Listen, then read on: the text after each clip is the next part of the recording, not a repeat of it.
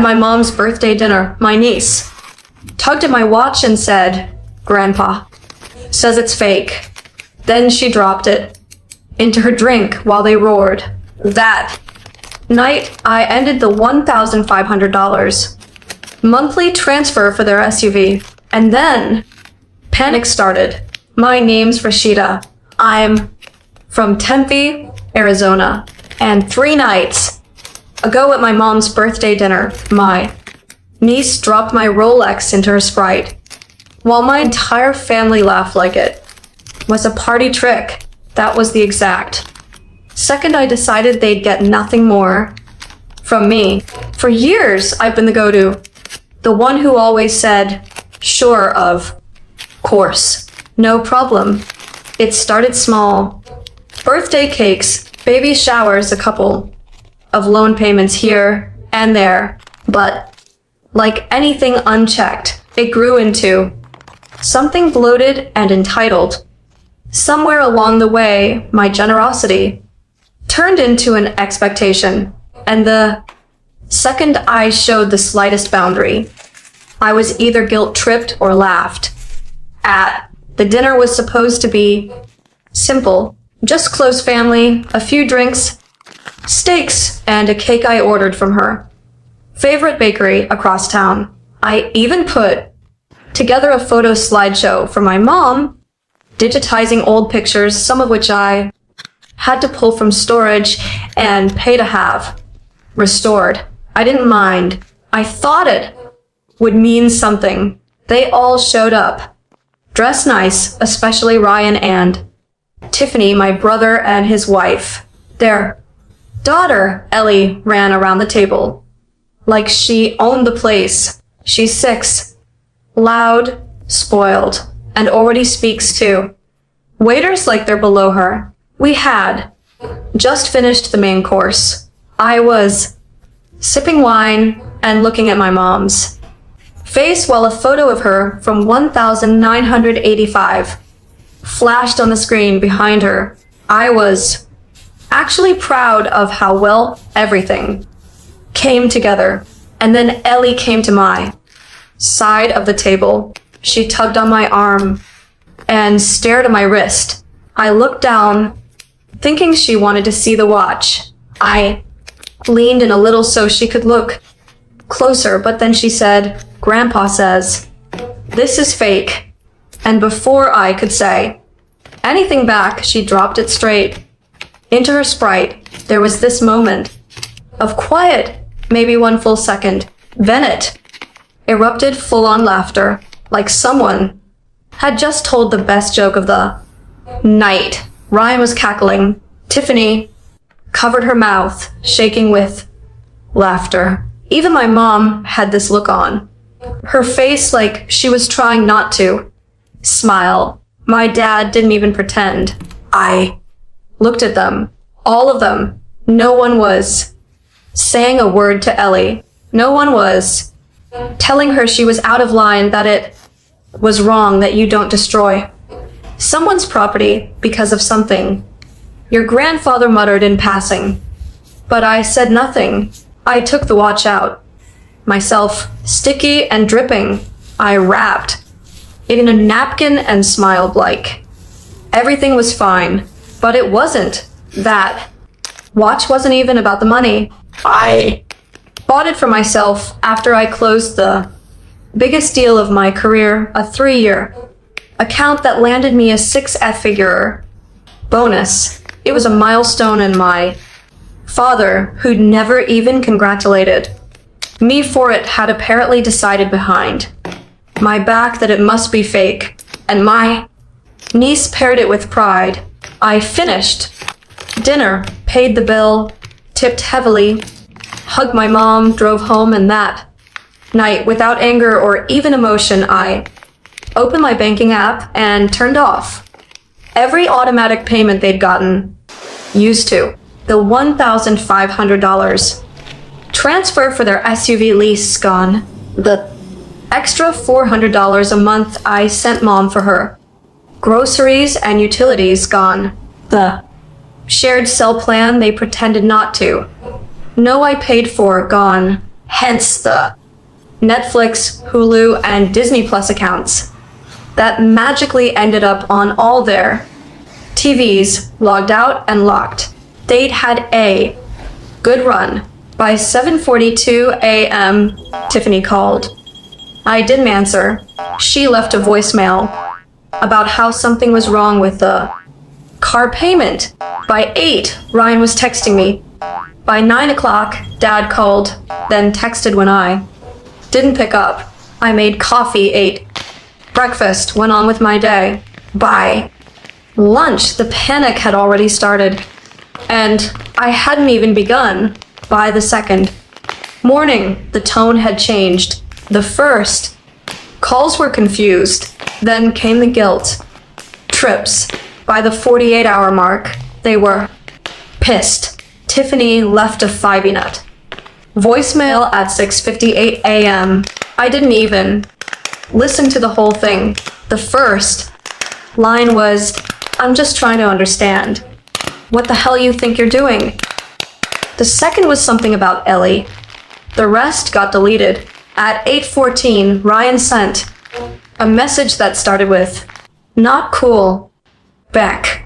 He went on about how I had blindsided them, how I knew they counted on that car, how irresponsible it was of me to just cut things off without warning, no apology, no mention of what happened at dinner. Nothing, just entitlement disguised as wounded concern.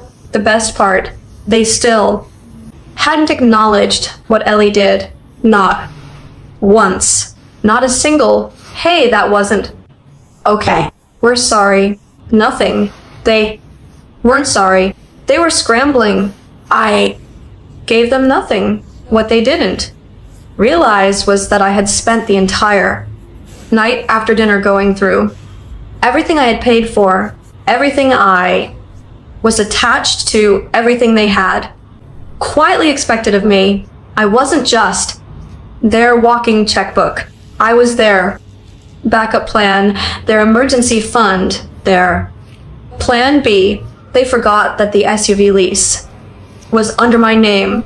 They forgot who had made the down payment, who passed every credit check, who co-signed because Ryan's name alone would have gotten laughed out of the dealership.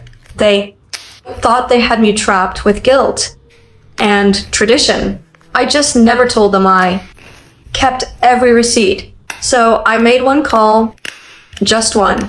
The leasing company was surprisingly cooperative. I told them I was voluntarily surrendering the vehicle. I gave them the address, the usual hours. It was parked out front, and they said they'd send a tow truck.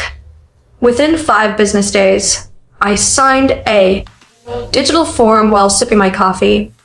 The car they loved so much would be gone by the weekend, and the group chat was boiling. My cousin Lily started sending me screenshots. I'd been ignoring the chat for months, ever since it devolved into wedding photos, passive-aggressive parenting debates, and my mom sharing minion memes. But this was gold. Tiffany had written, "I can't believe she would do this to her own family." Ryan, classic Rashida, never really part of the family. Anyway, my mom, she ruined my birthday, and she always did think she was better than us. That last one hit different. My mom and I were never close, but I always thought we had a quiet respect. I took care of her more than anyone. Fixed her water heater, replaced her fridge last year when it died midsummer, covered her utilities whenever she was short, all without asking for a thank you. And yet there, she was throwing me under the bus to save face with the people who laughed, while my niece wrecked something important to me, and somehow I was the one who made it about myself. That's when Lily texted again. "Hey, if you're free this week, we need to talk. I know things Stuff they've said, stuff your mom's been saying for years. I just didn't know if you knew. I stared at the message for a while. Lily and I were never super close, but we always got along. She was one of the few who actually worked, paid her bills, and never once asked me for money. She'd been quiet during the drama, never chiming in or piling on. I figured she was staying out of it. Now she was reaching out. I didn't know why yet, but something in me said I should hear her out. Maybe I hadn't even scratched the surface of how deep this went.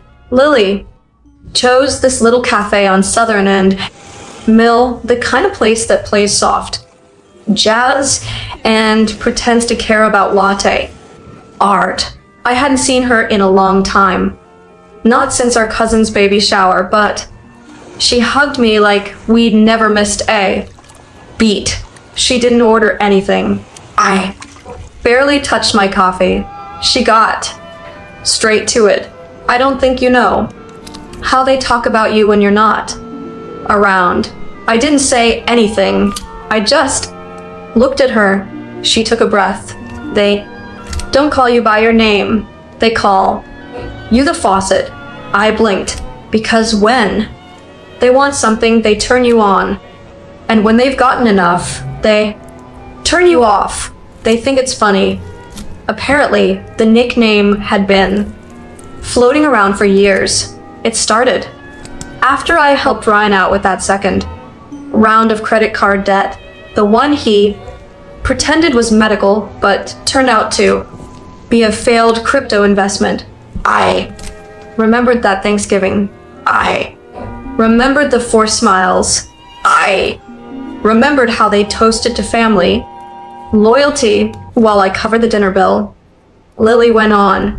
Your mom's been telling people you owe her. She says you're the reason she had to give up everything, that you were a mistake that needed constant cleanup. I laughed bitterly. She never said that to my face. Then Lily pulled out her phone. Look, I hesitated telling you, but I think you deserve to see it. She handed it over. A photo of an old letter torn at the edges, folded too many times, yellowed slightly. Dated January 199, 2 months before I was born. It was written by someone named Howard. He was leaving. He said he wasn't going to raise a child that wasn't his, that he had tried to be supportive, but she had made her choice. He wished her well, and that was it. I read it twice before I even processed what it meant. My mom was pregnant with me when she got this, and Howard wasn't the man I called Dad. I looked up, but Lily wasn't done. She pulled a second thing from her bag, an envelope. I found this helping Aunt Diane clean out her garage last year. I held on to it. Wasn't sure you'd want it. Inside was a photo. My mom, pregnant, maybe 7 months along, standing next to a man who looked like a slightly older version of me. Salmonos, same eyes. On the back, someone had written in faint pen, Howard, Fall 190. I suddenly remembered all those small things that never made sense. My dad never attended any of my school plays. Even when he was in town, he never came to parent-teacher nights. I always chalked it up to him being emotionally distant. Turns out I wasn't his daughter. Not really. And apparently the rest of the family had known. Lily looked at me carefully. Your mom told people you should be grateful that you owe her for not telling you that your entire career is basically her gift to you, that if she hadn't kept you, you wouldn't have anything. I sat there, staring at my coffee like it might explain something.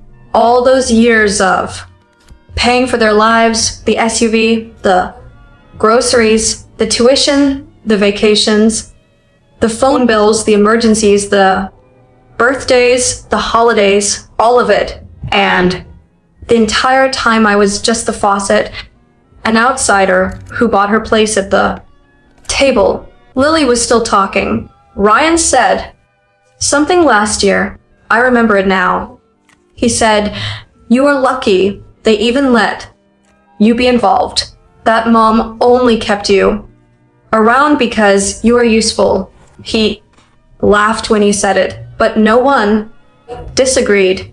I felt my jaw tighten. I thanked Lily for telling me. We didn't hug goodbye. We just walked away from each other in the parking lot. Quiet. That night, I went home and opened the box with the necklace my mom had given me last Christmas. It was her heirloom. She made a big show of passing it down to me. Said it had been in the family 4 generations. I had worn it out of guilt at the time. I boxed it up. No this time, just a return address. I mailed it first thing the next morning. The next day, she called me 4 times in a row. I didn't answer. Then Ryan texted, "What the hell is wrong with you?" I didn't respond. Then the repo guy showed up. Ryan didn't know the SUV was being taken. He tried to stop them. I know this because Lily filmed it from her car down the street. He stood in his driveway in gym shorts, barefoot, yelling while they loaded it up.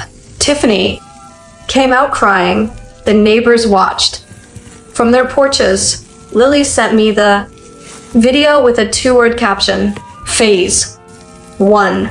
I laughed for the first time in a week because this wasn't just revenge anymore. It was the beginning of me reclaiming my space, not at their table, but outside it entirely. By the time the SUV was towed off their driveway, the cracks in the family started to split wide open. Tiffany posted something vague and angry on Facebook the same night. A long rant about people who pretend to be generous but have hearts full of ice. Comments poured in. Most were from her friends agreeing blindly, but one stood out. "Lily," she wrote, or "maybe you just took advantage of the wrong person for too long." 10 minutes later, Tiffany deleted the entire post. And then the private text started coming in from my mom. "What's gotten into Lily? She's turning on her own family. Did you recruit her?" I ignored it, but Lily didn't. She doubled down. She started dropping old receipts into the group chat, screenshots of texts from years ago when Tiffany asked me to cover Ellie's preschool tuition, a forwarded email from Ryan begging for help with rent while they got back on their feet, even a PayPal screenshot showing a $300 transfer I made to my mom the night her furnace broke down. I hadn't saved any of it. Lily had access to more than I realized. And then she sent one more screenshot, an email exchange between my mom and Ryan from last year. It was a reply chain about me. In it, my mom wrote, "I'm fine taking her money as long as she keeps her mouth shut. Don't provoke her. Just keep her useful." I read that 3 times. Keep her useful. I read that 3 times. Keep her useful. That same day, I got a call from the bank. Someone had tried to access one of my accounts. Wrong password. Attempts multiple times. The one connected to my old shared Amazon Prime card that Ryan used to accidentally order stuff on. I changed all my logins, locked everything down, froze my credit. They weren't just panicking anymore. They were trying to claw back what I had taken away. Tiffany texted me a few hours later. "I don't know who you think you are, but you're making a huge Mistake. This is your family, I replied. With one sentence, I finally believe. You. I could feel the spiral happening. From afar, Ryan and Tiffany started, blaming my mom, saying she encouraged the dependence. My mom told Lily she was ungrateful and being poisoned. Dad was quiet until he sent me a message at 11:30 p.m. You're tearing this family apart. I hope it was worth it. That one almost made me laugh. I was tearing the family apart. They had built this whole mess on my money in silence. And now that I pulled one thread, everything was unraveling like a cheap sweater. Lily called me later that night. She sounded out of breath. You need to know something else. There's more. She told me that after my mom found out I canceled the payments she started, talking to Aunt Marlene, the one who lives in Mesa. She was trying to legally challenge the car repossession, said she'd find a way to make Rashida pay. It was laughable, but it wasn't the worst part. Lily said she overheard a conversation between my mom and Marlene. They weren't just angry, they were afraid because there was something else I didn't know yet. Something about Grandma's will. Apparently I'd been left something significant. But my mom handled the paperwork, told everyone I didn't want it, that I refused to be involved in family matters. So it was quietly split among Ryan and a few others without me ever knowing. Lily didn't know what it was exactly, just that it wasn't cash. Something about property. I didn't say anything for a long time because now I wasn't just angry. Now I was interested. I didn't waste time. The next morning I called the law office that handled my grandmother's estate. They'd sent a copy of the will years ago, but it had been a final version according to my mom. No mention of me. I'd been too busy back then to question it. Grandma and I weren't close, and the family said she wanted to keep things simple. I believed them like a fool. This time I asked for the original version, the one signed before her last hospitalization. It took 2 days. When the email came through, I sat at my desk and opened it slowly, scrolling past the legal language until I saw it. To my granddaughter, Rashida. Lynn redacted.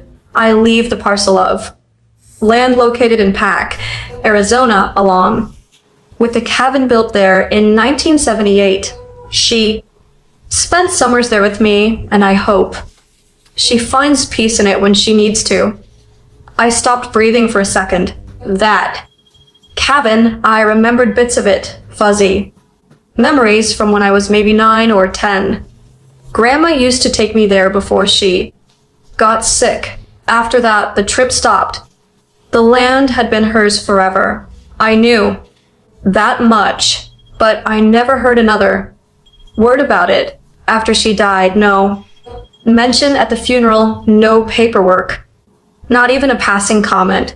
I called Lily. She answered immediately. Who is? Real? The cabin was mine. Accept it. Wasn't because after a little digging, I found out that 6 months after Grandma passed, the deed was transferred to Ryan's name, signed by my mother. She had used a medical power of attorney. That expired the moment Grandma died. But she filed the transfer just 3 days later, claiming I had refused my inheritance. Forgery. The lawyer I hired said it plainly. It wasn't just shady. It was illegal. I asked what I could do. He said, if you're ready to make noise, I can help. I was ready. I filed the paperwork quietly. No warning to them. A formal claim of fraud requesting a reversal of the deed transfer, and a criminal investigation into how it was processed. My attorney sent notices to both my brother and my mom within 24 hours. I had 10 missed calls. Then came the silence. Then came the knock. My father showed up at my door.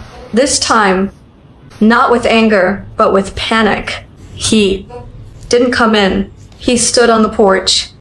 Again, he asked me if we could talk. I told him no. He said, "You don't understand what this will do."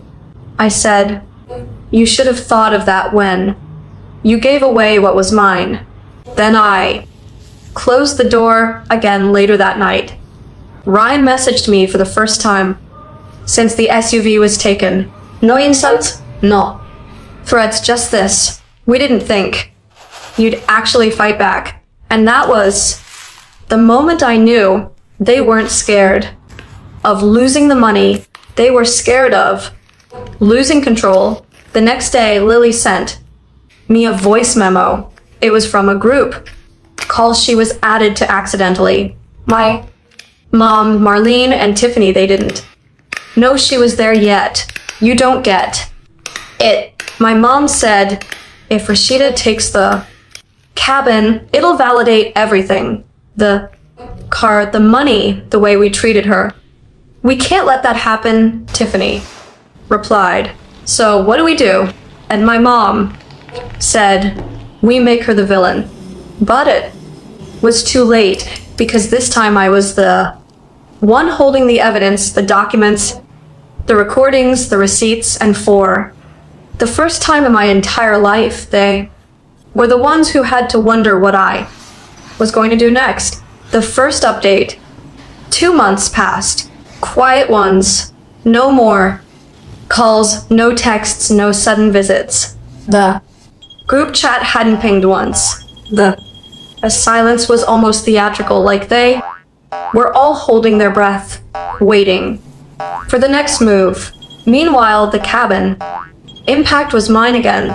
The title was corrected. The fraud reported. No charges filed yet, but the state opened an investigation. My lawyer said it might take time, but something was moving. And just like that, the last rope tying me to their control snapped. I drove up to see the place one weekend. The cabin was rough, worn from neglect, but still standing. Same wraparound. Porch, same chipped red paint on the shutters. A few forgotten toys in the weeds from when I was a kid. I unlocked the door, stepped inside, and it smelled like dust, pine, and memories I'd buried for too long. I stood there for a while and didn't say anything. This was mine. Now, really mine. Not because someone gave it to me, but because I took it back. The fallout came slowly. Lily told me Ryan had started seeing a therapist, not by choice. Tiffany made it a condition of staying in the marriage. They were barely speaking. He blamed her for pushing too hard. She blamed him for humiliating the family. Tiffany's mom had apparently found out about the SUV situation and pulled financial support of her own that left them juggling rent, daycare, and a car rental they couldn't afford. Their landlord was reviewing a lease. Translation, they were late on payments again. My mom sent me a letter typed formal. It asked for closure, said she had made mistakes, but she hoped I could move past the resentment. No apology, just a request to let the family heal. I didn't reply. Instead, I wrote a will. I left the cabin to Lily. I set up a trust, not for anyone in the family, but for girls aging out of foster care in Arizona. That money used to go to keeping Ryan's family afloat. Now, it would help strangers find footing when no one else gave them a chance, and I kept the final Surprise quiet just between me and Lily. The cabin wasn't just a getaway. There was land behind it, almost 2 acres, untouched, zoned residential. I listed it for sale last week. I already have 3 offers. One of them is from a couple looking to build a retreat center for women recovering from abusive homes. Lily and I are meeting with them next month. I don't know what my mom will think when she finds out, or Ryan, or Tiffany. Maybe nothing. Maybe everything. Maybe they'll finally realize that they didn't just lose a bank account. They lost the only person who never asked for anything in return.